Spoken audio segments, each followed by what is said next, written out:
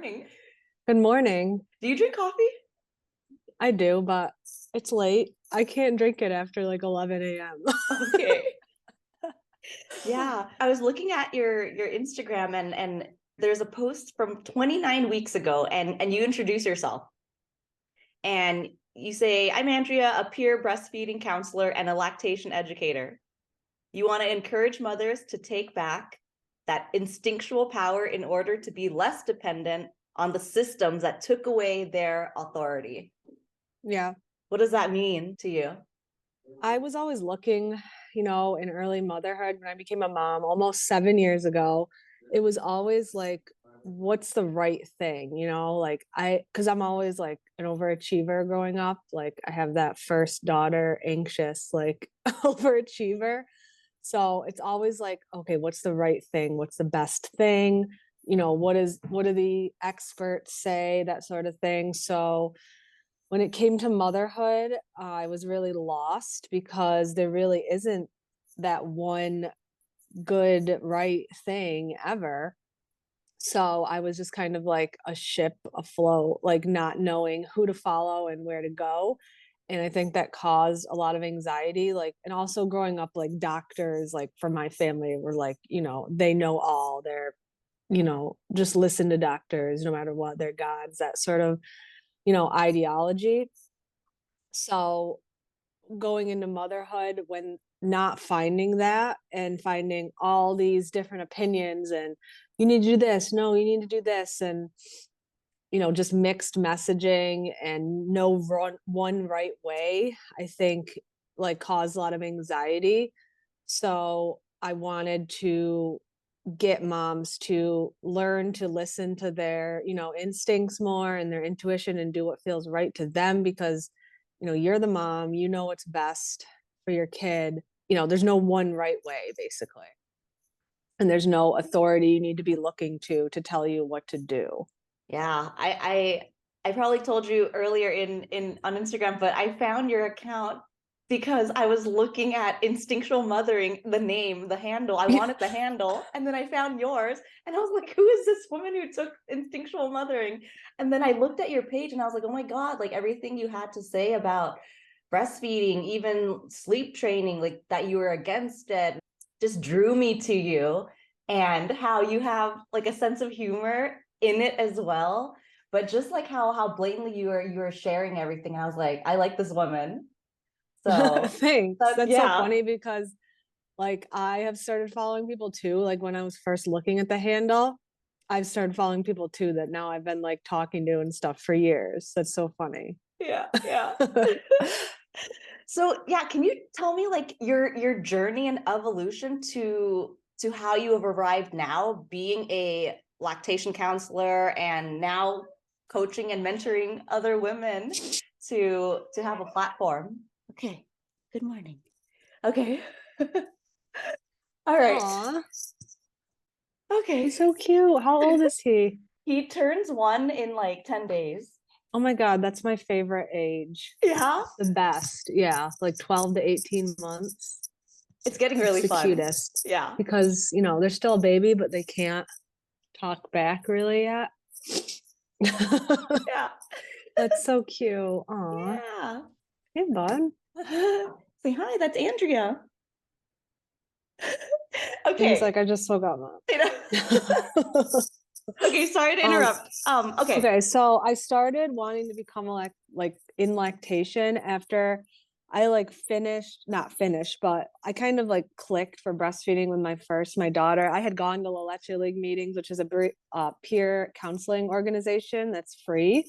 That's in your, it's in a lot of areas. So all you have to do is like search up La Leche League in your area, and I really liked it, and I was like, oh my God, everyone needs to breastfeed, this is amazing. Like, and I tried to like be that friend to my mom, to like that friend to my other mom friends, like, oh, just like creepily checking in on them after they started breastfeeding, like, how's everything going? And like, then I started thinking, well, maybe I could like do this. So I started looking into becoming a lactation consultant and became a La Leche League leader myself, which is kind of a prerequisite to doing the the high level lactation consultant, which is an IBCLC. And then when I kind of realized that was out of reach for me at this time, I started the Instagram and just kind of like taught myself how to grow it. And all of a sudden I'm now helping moms, making money, and, you know, doing what I love. So I figured, well, why don't I try to help other moms do that too?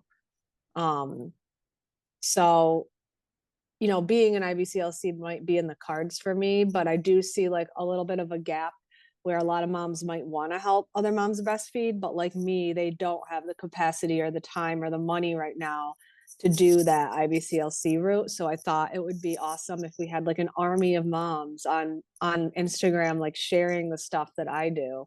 So it's not just me. What does IBCLC mean? Internationally board certified lactation consultant. Okay. It's very strenuous to get there, Wow. and it costs a lot of money.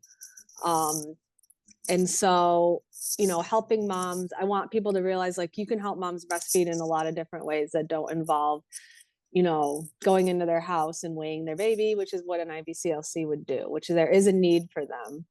Yeah, it just was not for me at this time. Okay. Yeah, let's talk about breastfeeding. What's the number one like challenge that you see breastfeeding moms face? Well, that's a loaded question. There's a lot. Obviously it's like systemic stuff, like being alone, not living near relatives that can take some slack off, because breastfeeding can be very time intensive and very challenging in the very beginning.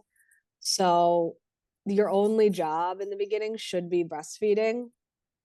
So when moms are when that is tacked on to like other things like cooking, cleaning, taking care of your other kids, you know, keeping a house running, working, going to work, it just becomes like the first ball to drop, I think. And, you know, instead of having the support for that and like championing, adding different supports and helping moms, you know, manage and getting moms help in those other areas, I feel like society in the media basically is just saying like, oh, it's okay to let that ball drop because it doesn't matter. So moms are left upset and depressed because their breastfeeding journey, you know, didn't work out. But they're not like being validated for any of that. They're just being told like fed is best, it doesn't matter. And also another hard part, I think, is what I struggled with is why I created the Instagram is like, it's a challenge to trust your body in a world where you're constantly being told not to trust it, that you don't make enough, that, you know, and in my analytical brain too, like I said, coming as like a type A, it's hard to just trust. Like you don't see the amount, you don't see the milk going in, you don't measure it. You literally just have to like trust this is happening. So that was the hardest part for me. So I think mentally it's hard, especially when we're getting all these like I said, messages in the media of like fed is best, and you know, are you sure they're getting enough milk, and you know, doctors telling you that you need to supplement without actually like looking at the root of the problem. So I think mentally it's hard to get there, to get to a place of trusting your body. As a teen and young adult, it was always like, go to the doctor, they tell you what to do, get on birth control. It was always like a pill for every thing that you had just to like fix you. And like I said, relying on those outside things. So that was tough for me. And I think it's challenging too. And I think I see a lot of moms that are just like, well, I need to see what amount they're going in. So I'm going to pump or I'm going to formula feed, which is sad because if you know the signs of they're getting milk and you are very educated, you can build that confidence. Yeah, as a first-time mom myself, so I'm exclusively breastfeeding. We're bed sharing, and what else are we doing? No pacifiers or anything like that. No bottles since birth. And it's just funny because I mean, I've had my mom even ask like, you're still making milk?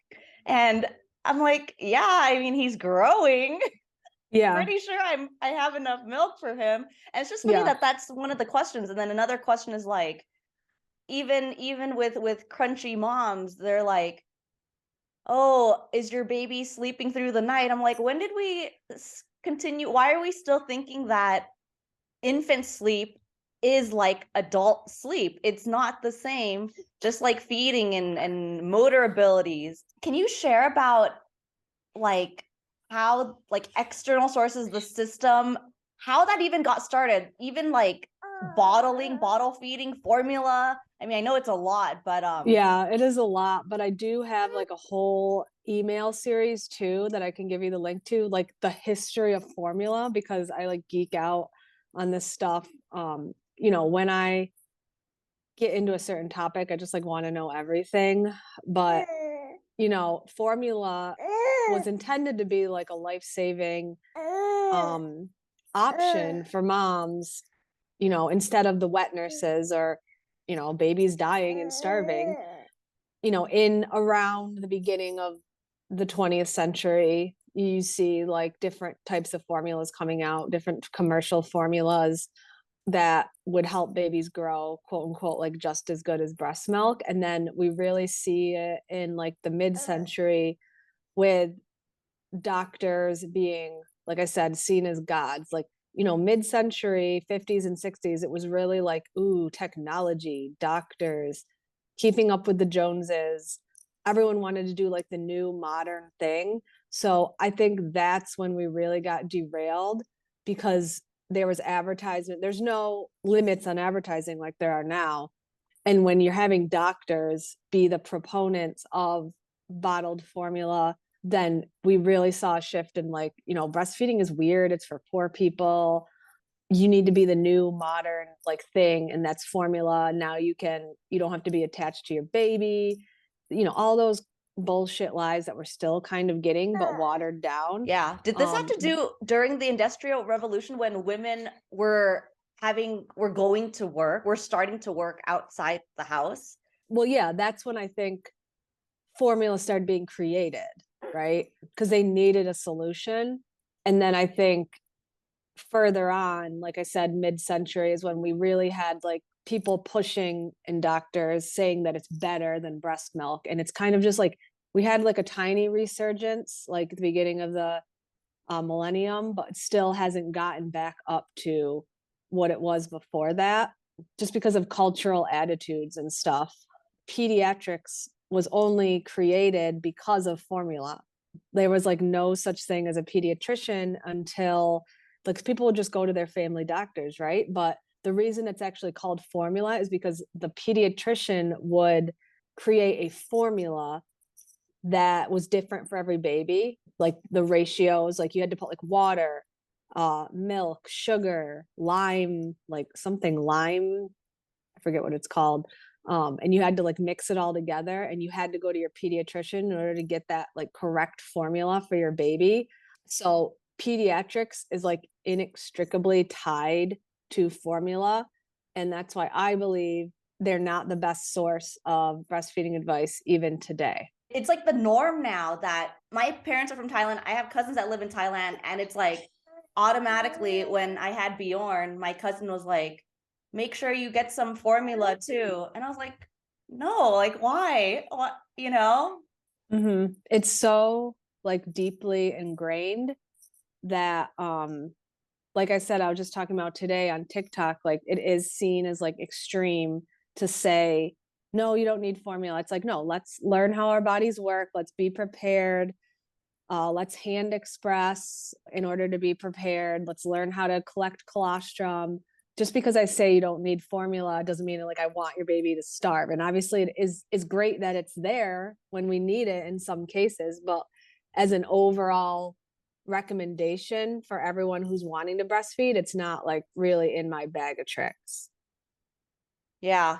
Can you tell me why doctors will tell moms to combo feed and why that's not a good idea? I don't think they're telling them to combo feed. I think they're giving a recommendation to supplement, because they don't have tools in their toolbox normally to help moms successfully breastfeed, like unless they have other training or they're an IBCLC or some sort of lactation, or they have lactation like on board. They don't really have any other, like, what they should be saying is like, you need to see an IBCLC right now to figure out what's going on. And if you need to supplement, like we'll figure it out and we'll do, you can create a plan to get your baby up to weight and then slowly wean off the formula if you want to. Instead, they're saying your baby's losing weight, you need to supplement right now, but the mom gets no guidance whatsoever because that's the only thing that they are trained to do when a mom's baby is not gaining weight. They don't have any other knowledge or options on what to tell them. And they're worried about liability. You know, hopefully they're worried about the baby's like health and why isn't he growing? But like, I don't usually see, I just see them saying you need to supplement with no other guidance, which really they should be saying, like, you need to see, if you want to breastfeed long term, you need to see a lactation counselor or consultant. But that's the only thing they know how to do. Mm. And a Mm-hmm. lot of the times, my first question is always like, all right, give me the baby's weights. Let's see if the pediatrician is even in the realm of like correct here, because like sometimes the mom will give me the numbers and I'm like, this baby is gaining weight within range. So I have no idea what they're talking about. They might be using a different weight chart, like the growth chart from the CDC is based on formula fed babies, whereas you want to make sure your doctor's using the growth chart from the World Health Organization. Like sometimes they'll give me the numbers and I'll be like, well, your baby is growing within range. So you can either tell your doctor to F off, or you can, you know, like find another doctor or another lactation consultant to help you. Yeah, it seems like some of the moms who I know, it's like automatically, not even, it's like right when they're born telling the mom you should just supplement. Yeah, it's really interesting. It's all about liability for them because they just want you to be gone from the hospital. They don't want the baby to have health issues. They don't want it to be on their ass if something goes wrong with the baby. So they know it's just like an easy thing. But I feel like if you're knowledgeable about like milk and milk supply and what's normal and what's not, you can kind of just say, no, thanks. You know, this is what I'm going to do. Yeah. That's why inside my course, like it really is heavily on the first couple of days because they're so important. And that's where a lot of journeys get off track. I teach them how to tell if your baby is getting milk. You know, what are the warning signs they're not getting milk? What do you do if you need to supplement? How to supplement that is supportive of breastfeeding. It's not the end of the world that you need to supplement. And lactation consultants kind of get a bad rap for being like super, you know, anti-formula and oh my God, any drop of formula is going to destroy the world. Like that's not really what I think. It's like, it's the problem that most, like you said, most moms are just getting from their doctor or getting from the hospital staff supplement, but with no other guidance on how to do it to support breastfeeding. Would you say there's a correlation between, I mean, for me, I want to continue breastfeeding Bjorn after 12 months, not because he needs, well, the nutrients is great, but the bonding. Mm-hmm. Can you touch on, yeah, like even when I think women being told to just give their baby formula through a bottle and not connecting them, you know, on their breast. Do you have anything to say about that? Well, it's a slippery slope for sure, because obviously you can bond with your kid if you're bottle feeding, pumping, or whatever. But what really I think drives the oxytocin, which is like the bonding love hormone, is like the touch with your baby. So that's why breastfeeding can improve like postpartum mood disorders, because you're getting that oxytocin a lot.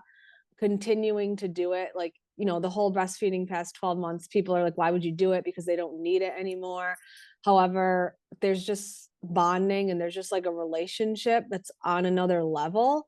And not to say like people that don't have a relationship, but it's kind of like a way of parenting for me, because it's like teaching my son and slowly co-regulating with him and taking that away in a way that is respectful to him and teaching him emotional co-regulation. So eventually he'll get there without having to nurse. Like right now, if he's sad or tired, he wants to nurse, but like slowly I'll be like, let's have a cuddle instead. You feel sad. So slowly, eventually he'll get to the point where he doesn't need the nursing anymore, because it is at that point like an emotional regulation tool for them, and like they just want to be close and they want that like stimulation on their palate because it like helps their nervous systems. So I think like respectfully, slowly transitioning from that to helping him deal with his emotions in other ways is like a way of parenting. It's not just food. It's not Mm-hmm. just like a way of food. Like he's not getting hardly anything coming out of this right now. Like he's Mm. getting drops, but I still do it because of those reasons. And we don't really ever know the effects, I think, of like formula fed versus breastfed, because I don't think, not everyone is breastfeeding for the biologically appropriate, not appropriate, but like what would be considered like a normal time period, which is like they wean sometime between 2 and 5 or 4 and 7 on their own. So I don't think we can truly know the long-term effects, without studying that. And I don't know if we'll ever know, but I don't know if I'll really need to know, because just if breast milk had no nutrition, I would still do it just because of, like I said, the bond and the relationship and the way of mothering that it allows me to do with my kids. Mm-hmm. Yeah, it just feels natural, and it's also taking a look at what other even mammals do. Yeah. Yeah, Yeah. it doesn't take a scientist to realize that having an attachment between mother baby, if we were attached in the womb for 9 months, they're still outside the womb, right? Unlike other mammals, they're like a quarter of the size coming out of us, Yeah. developmentally, emotionally. So I definitely think it's important. My sister and her wife, they started gently sleep training their child, and eventually she weaned at 6 months. Oh gosh. Is there a correlation? Because she began to sleep away, the boob was taken away. What are your thoughts in that situation? Yeah, absolutely. There are actually studies that show when the babies sleep away, that breastfeeding ends earlier.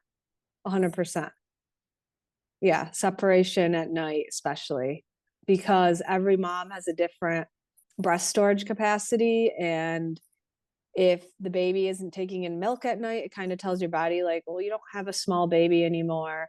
And plenty of moms, their baby can sleep through the night and their breast supply will still be fine. However, some moms, it's just enough to lower the supply to then make the baby be like, nah, because the flow isn't there and the supply isn't there. So they become uninterested, which is kind of like compounds, and then they nurse less and then your supply goes away. So you don't necessarily have to co-sleep to keep your supply, but keeping the baby close near you in the same room is definitely helpful. Can you tell me like 5 top benefits of, I think our audience does know the benefits of breastfeeding, from like the antibodies, nutrients, like stuff like Mm-hmm. that. Mm-hmm. Well, I already spoke on like the relationship aspect. Um, Obviously there's like immune factors, not saying like breastfed babies never get sick, but I think when we talk about the immune system, there's like new emerging research on things like the gut microbiome and like the role that that plays in the immune system. So like for me, I wouldn't want any like foreign invaders, I guess, in my baby's like digestive system, especially like in the first couple weeks for sure. Like the longer you go without it, obviously the better. But I think the prevalence of stuff like allergies, and I mean, there is data showing like breastfed babies have less allergies, eczema, respiratory infections, gastrointestinal infections, that sort of thing, because of, their gut bacteria. Another one would be that this is not studied really at all, is their oral facial development. Because breastfeeding is like orthopedics for the jaw. It pushes your jaw outward, so you have a nice wide palate, whereas thumb sucking, bottles, pacifiers, those pull the jaw in, so you have a very small palate. And so if you've done any like research on this at all, it really has to do with your airway. And when you have a compromised small airway, you have less oxygen getting to your brain. I don't want to like scare people, but it's like it can be a foundation of health having an open, clear, wide palate and clear airway. So, I mean, that is an issue because when you don't have a clear airway, what you can have in kids is like sleep disordered breathing at night, causing all sorts of symptoms during the day. So like the first thing you want to do is look into like expanding the palate. And then as far as mom, like there's benefits for mom too. Obviously, there's reduced breast cancer risk and ovarian cancer risk because you're suppressing estrogen. And really, in the data, where we see the most protective benefits is moms who breastfeed like over many, many years. So if you have like a mom who breastfed 2 kids for 6 months each, you're going to get less of a protective effect than if you have a mom that breastfed for like 3 kids for 10 years. So the longer you do it, we really only see the benefit when you breastfeed for super long, which of course is like biologically and ecologically normal. And then I guess the last would be like, and everyone thinks this is the opposite, but like the effects on your mood and like how it can affect postpartum mood disorders. I think where it can be negative is when you don't meet your breastfeeding goals. But when you are successfully breastfeeding and everything's going well, moms have less postpartum depression. I think that's like super important because a lot of people deal with that. But like, unfortunately, it gets blamed on breastfeeding because it's now blamed on the pressure to breastfeed instead of the fact that you weren't supported in your breastfeeding journey and you didn't meet your goal. But I think if moms can get support and be successful, we'd have less postpartum mental health issues. Yeah, yeah. I continuing to hear stories. Yeah, I know a lady here. She had different moods. I think her baby was already a year, and I said, "Oh, like, how did you get your hormones balanced out or whatever?" And she was just like, "Well, the doctor said I'm gonna have to stop breastfeeding. I'm really sad about that." Yeah, I don't know the details, but yeah, that is an example where breastfeeding is being blamed. Yeah. Okay. Yeah, I love those benefits. Yes, the jaw development I think is Yeah. really important. Can we touch on tongue ties, lip ties? Like, what are your? I'm seeing it more. It's more and more common. Apparently, elder midwives didn't see it 25 years ago. It was not a common thing, and now we're seeing more of it. Well, just seeing a frenulum, which is like where your tongue attaches to the bottom of your mouth, is not like an indication of it affecting function. You want to, like, if you're having pain, your baby's frustrated, not gaining weight, your nipples are like blanched when they come out, lipstick shaped, those are kind of warning signs. And you've already like troubleshooted latch and stuff. Tongue tie is not like fake, it's not like a fad, it's a real thing, because like under your tongue, if you can't move your tongue, you can't breastfeed. The baby needs like full function of the tongue and to be able to have like the peristalsis to make the wave motion. What I think it's more prevalent now is just like part, I guess, awareness about it, and then part people thinking it's a quick fix, which there is no quick fix in breastfeeding. So I think that's why we're seeing it more. I would definitely go to someone if you think you're dealing with that, like that's actually trained. And as a Leche League leader, like you can reach out to that in your community first, because that's free. And you can say, who are the providers that know about this? Because you can't just like walk into any ENT office and be like, my baby has a tongue tie. You need to know in your area who the providers are that know their stuff about this. So you can call the Leche League, or you can just go straight to like a local IBCLC. They are not technically able to like diagnose, but they can like evaluate the function of the tongue and send you to the right places in order to get either, the release or get the appropriate therapy. Because you should definitely like try something like body work or CST, which is craniosacral therapy first, before just jumping right to the procedure, cutting the tongue and thinking that's just going to fix everything, because oftentimes it doesn't. Oh, wow. Okay. Should breastfeeding be painful? Well, I always say in the beginning, like, especially if you're a first time mom, you're not like used to someone sucking on your nipples 12 times a day, I think. So it's gonna feel a little tender and could be uncomfortable while you're figuring out how to latch properly, especially if it's your first time. So yeah, like the first week or two, it might feel like uncomfortable. But if you're having like blood, cracked nipples, extreme pain, that is not normal. So that indicates that you should get help. Okay. That's my answer. Okay. So how does mastitis occur and what is it? Mastitis is an infection. A lot of moms with oversupply get it. And it's just basically like the milk is not being emptied and it's sitting in there, and it's inflammation first before it becomes an actual bacterial infection. So you don't actually need antibiotics every single time. But basically, it's like your boob becomes super red and hot, sometimes streaked, sometimes you have a fever, sometimes not. It'll be painful. And basically, what you need to do is anything that would lower inflammation, like ibuprofen, ice. You don't want to pump any extra or feed any extra. The actual protocol that on this has changed. You want to just, you can even downgrade production too, especially if you're a mom with oversupply, because the more and more you build the supply up and then it doesn't exit, the more you can have the redness and inflammation. So then when it gets so inflamed and like stuck, it's called milk stasis. It's like milk stuck in there.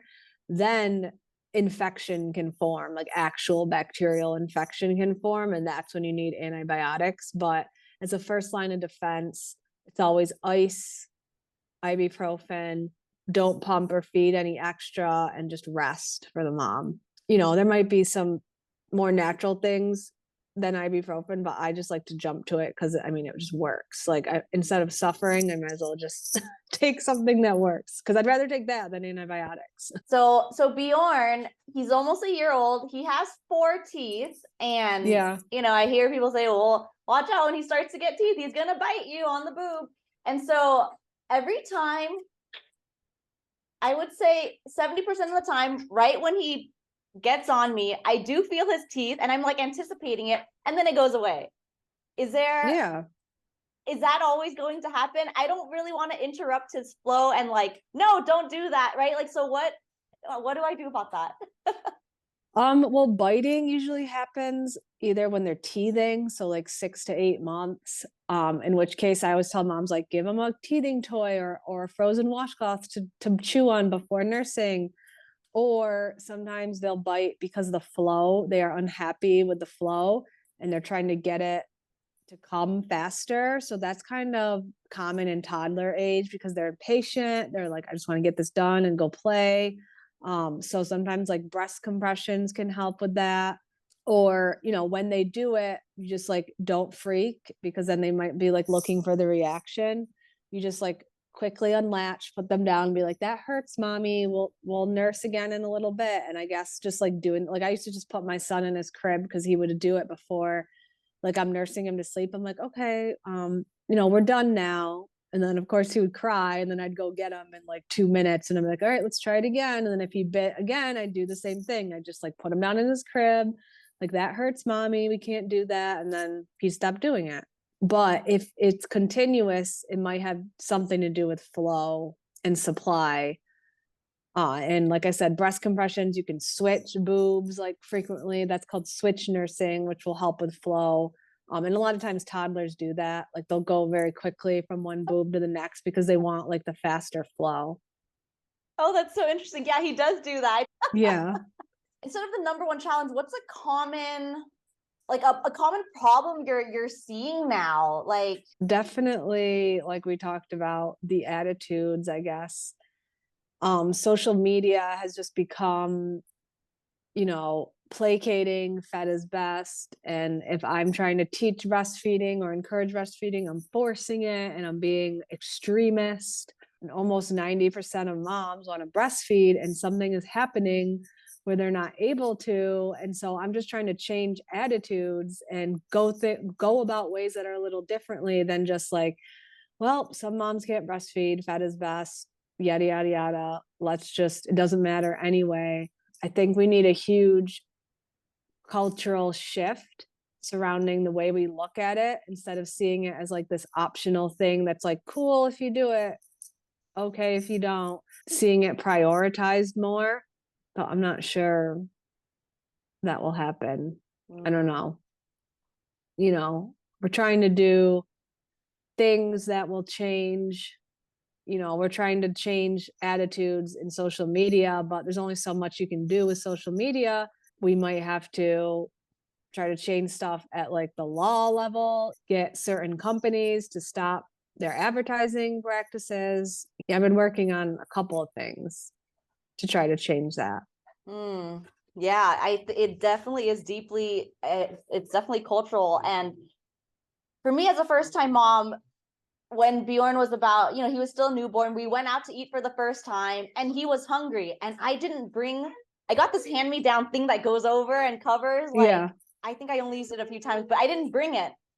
And so it was like, well, what do we do? And like, my husband was like, well, I don't want your boobs to be, and I was like, so it was like that, right? He's deeply ingrained. Like he doesn't want his wife's boob out, but this is a natural thing. I need to feed my baby. But even with me, I wasn't strong enough. I mean, and now I am. It's like, I don't care. I'm going to feed my child. But like, we ended up going into the car and driving home so I can go feed him.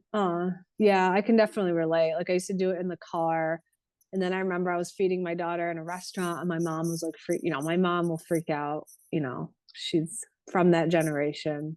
Yeah. But I really think it is changing that, because it's a completely natural thing to do. And I even took the time to look, like, your boob doesn't show when you're breastfeeding. Your baby's head is covering your boob. I know. Yeah. And even the thing that got passed down to me, the shawl thing, I actually hate it because I like looking at my baby. Yeah. And I love making eye contact. It's just hard to like maneuver. Like you need to see what's going on and you need to like adjust positioning. So those things are kind of hard to nurse in. And I don't think a lot of babies even like them. Yeah, because at first I was like, oh, I can see why it's beneficial maybe to avoid the stimulation, but I don't think that's what it was made for, right? It's made for privacy. Just the mere fact that they exist is suggesting that breastfeeding is inappropriate. Yeah, Oh my God, exactly. it's hailing right now. Oh, is it? Yeah, it's cloudy as hell here.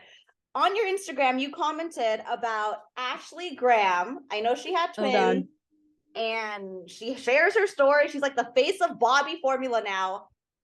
And you shared about your thoughts. Can you share what you think about all that and why it's a problem that celebrities are promoting formula? I think she just did it for the money, honestly, because she used to be a big proponent of breastfeeding and a lot of women looked up to her. Like, look, she's breastfeeding twins. She's making everyone look stupid for saying, I don't have enough milk.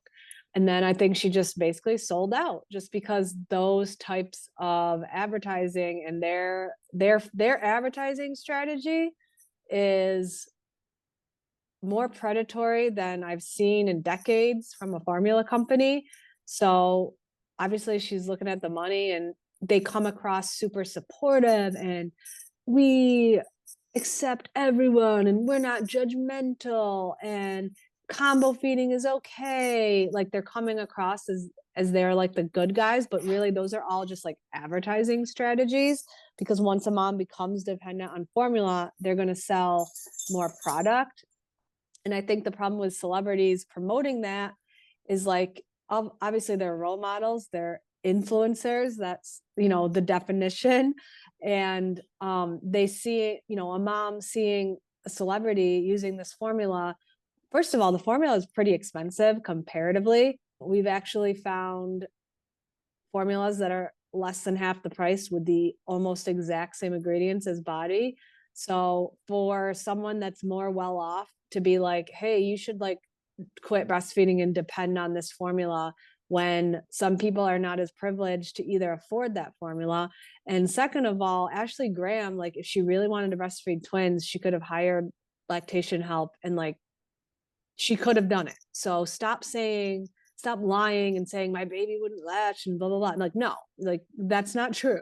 You chose to formula feed, you chose to combo feed, and now you're influencing, millions of women because you made money having that partnership. So it's just like not fair. I remember you were mentioning maybe on a post that formula, they're not allowed to advertise.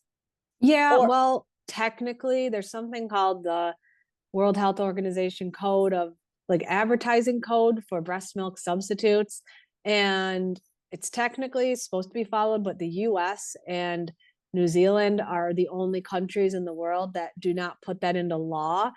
So formula companies find ways to like skirt this, whereas, you're not going to see a commercial on the TV like formula, you're not going to see that, but they find these ways of skirting advertising, like giving it to doctors, doing those baby clubs to get free shit. But Bobby has gone to a whole new level with their social media strategies, which I have not seen a formula company use those strategies in the way they're using them in several like decades. They are like unabashedly breaking the code, whereas the other companies will just be more like sneaky about it and not totally break it, but like they're still advertising in sneaky ways. Bobby is like, I don't know how they haven't gotten like a slap on the wrist yet, but we're working on that. Yeah. Wow. Can you talk to me about is it called Breastfeeding Academy? Empowered Breastfeeding Academy. Okay. It's like super detailed breastfeeding course to take while you're pregnant. I've had a couple moms take it like right postpartum because they were like late and they're like, oh shit, like I need this. It focuses a lot on like the first couple days, weeks, birth, even because birth interventions can derail a breastfeeding experience. And instead of just like buying a can of formula just in case and hoping for the best, you can like be prepared and like know your shit and know how your baby's getting milk and know what the warning signs are to get more help, and then know the professionals to go to. And then it also has a module all about mental health, because that's a huge piece. Like I said, mentally, it has a whole module on improving your mental health and supporting it while breastfeeding. So yeah, it's continuous enrollment. I'll send you the link to that too. And we have Zoom meetings every month where we just chat. And now, since I've had like several cohorts, there's moms with babies, there's moms with older babies, there's moms that are pregnant. So, and they can ask questions. So it's like a community. So if they're having a breastfeeding issue, they can ask, or they just want to hang out and chat, which is normally what it ends up being. They can also come on. So yeah, it's really cool. I love it. I love that. And you just said medical interventions can impact breastfeeding. Can you touch on that? Well, birth and breastfeeding is a continuous hormonal process. So when it gets interrupted, and breastfeeding and your milk coming in depends on hormones, it can impact it. That's not to say you need to have a perfect undisturbed birth to breastfeed, because I certainly did not. But if you can make yourself aware to certain things like separation from your baby when you have a C-section or something, or supplementation unnecessarily, when you can be aware how to troubleshoot and like kind of get ahead of those things, then you can offset some of the effects that those may have on your breastfeeding journey. And like it's another one of those things where people are like, well, I had a C-section, I breastfed fine, or whatever. I had an epidural and I breastfed fine. It's like, okay, like I know, me too, but I'm just bringing attention to it. So just in case you have issues, here's the things to do. So it's not to like give you anxiety as we're like, oh, you have to have a perfect birth to breastfeed. Like you don't, but like, yeah, these things could affect it. When we look at like the big picture, these things are affecting it. a lot. What is your number one like books that you recommend to breastfeeding mamas? I really like Nancy Morrell-Backer. She's an IBCLC, and she has a book called The 7 Natural Laws of Breastfeeding. That one is great. And then Sweet Sleep by the Leche League, if you're interested in like safer co-sleeping, is good to have. You know, The Womanly Art by the Leche League has been controversial. If I you have like that book. it, Why is it controversial? well, they are really historically in the Leche League, which is changing now. They have been kind of like shamey towards working moms. The chapter on pumping is like, well, can you quit?